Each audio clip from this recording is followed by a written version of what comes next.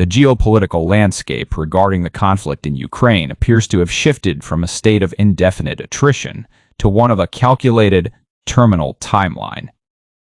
Recent reports, stemming directly from Ukrainian President Volodymyr Zelensky, suggest that U.S. President Donald Trump has established a definitive June deadline for Russia and Ukraine to reach a settlement. This is not merely a diplomatic suggestion. Rather, if we examine the rhetoric closely, it functions as a strategic ultimatum.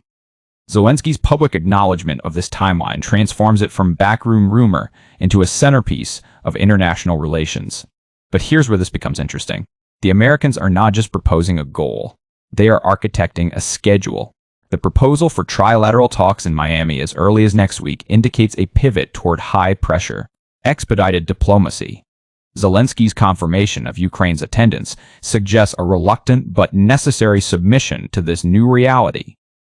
Now, think about what this really means for the architecture of the war. For nearly 4 years, the conflict has behaved much like a baseball game. A series of innings with no fixed clock, where the participants believed they could simply keep playing until a natural conclusion was reached. However, if this June deadline is authenticated by the Trump administration, the metaphor shifts abruptly to that of a football game. There is now a countdown clock visible on the scoreboard. When the clock hits 0, the game ends regardless of the state of play. If this assumption of a terminal date holds true, we must consider the ethical and strategic implications of its timing. Analysts such as Doug McGregor have argued that such an ultimatum should have been delivered on the very first day of the administration. If we follow that logical thread, we are forced to confront a sobering possibility that the delay in imposing this deadline may have resulted in hundreds of thousands of avoidable casualties. The introduction of a terminal date signifies that the U.S. is no longer interested in a war of indefinite duration. But is that necessarily the only conclusion?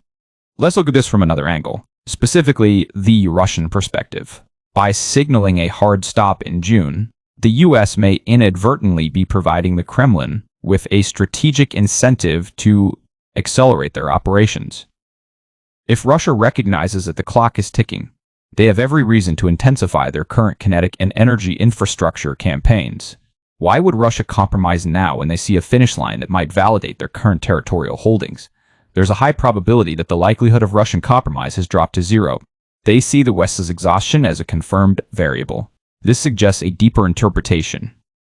The United States may have finally internalized the realization that a total Western victory is not achievable and, perhaps more significantly, that a Ukrainian loss can no longer be avoided through current levels of support.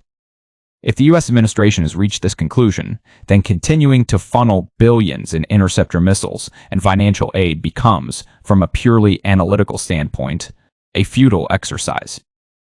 It is an acknowledgement that the coalition of the willing is facing a mathematical impossibility on the battlefield. Now, consider the European dimension of this crisis. For months, European leaders have engaged in rhetoric regarding long-term funding. $45 billion here, $45 billion there, designed to keep Ukraine afloat. But if the U.S. withdraws its support by June, that entire framework of post-war coalitions and continued resistance collapses into obsolescence. Yet, these ideas do not die easily. We see figures like Mark Rutte visiting Kyiv and speaking of deploying European troops, jets in the air, boots on the ground. Post-settlement, however, we must critically examine the viability of such a force. German reporter Patrick Bob recently highlighted a devastating critique. Even if the United Kingdom, France, and Germany managed to scrape together a deployable force of 60,000 men, they would be entering a theater where Russia maintains over 700,000 troops in the Donbass alone.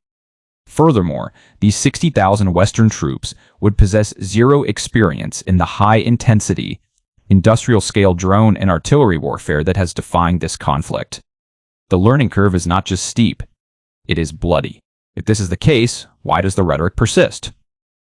We might hypothesize that leaders like Rutte are kicking the can down the road, offering empty promises of future security guarantees to maintain a facade of support while knowing they will never have to fulfill them. The analytical tragedy here is that this pretense encourages the continuation of fighting, which results in more Ukrainian casualties.